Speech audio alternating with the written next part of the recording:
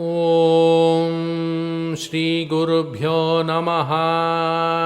हरिः ॐ। गणानां त्वा गणपतिगुं हवामहे कविं कवीनामुपमश्रवस्तमम् ज्येष्ठराजं ब्रह्मणां ब्रह्मणस्पत आनः शृण्वन्नोतिभिः सीदसादनम्।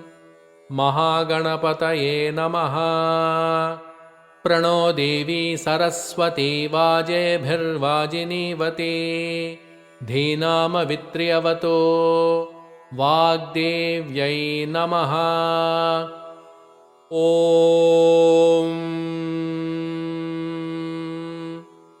जपाकुसुमसङ्काशं काश्यपेयं महाद्युतिं तमोरिं सर्वपापघ्नं प्रणतोऽस्मि दिवाकरम्। दधिशङ्खतुषाराभं क्षीरोदार्णवसम्भवम् नमामि शशिनं सोमं शम्भोर्मुकुटभूषणम्।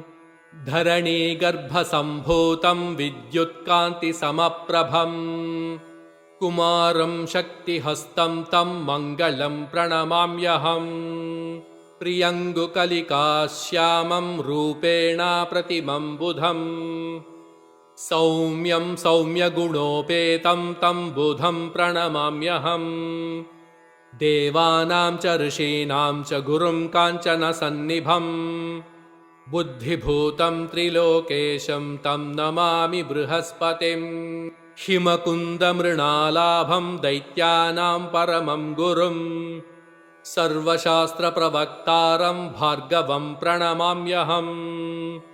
नीलाञ्जनसमाभासं रविपुत्रं यमाग्रजम् छायामार्ताण्डसम्भूतं तं नमामि शनैश्चरम्।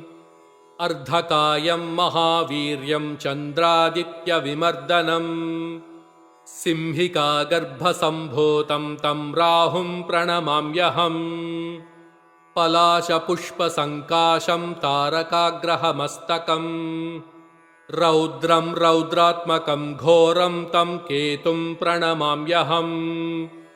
इति व्यासमुखोद्गीतं यः पठेत्सु समाहितः दिवा वा यदि वा रात्रौ विघ्नशान्तिर्भविष्यति। नरनारी नृपाणां च भवेद्दुःस्वप्ननाशनम् ऐश्वर्यमतुलं तेषाम् आरोग्यं पुष्टिवर्धनम्।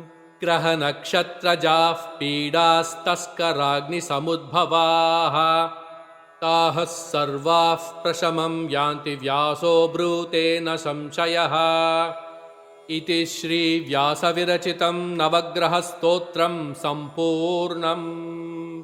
ॐ सर्वे जना सुखिनो भवन्तो समस्तसन्मङ्गलानि सन्तो। ॐ शान्तिः शान्तिः शान्तिः।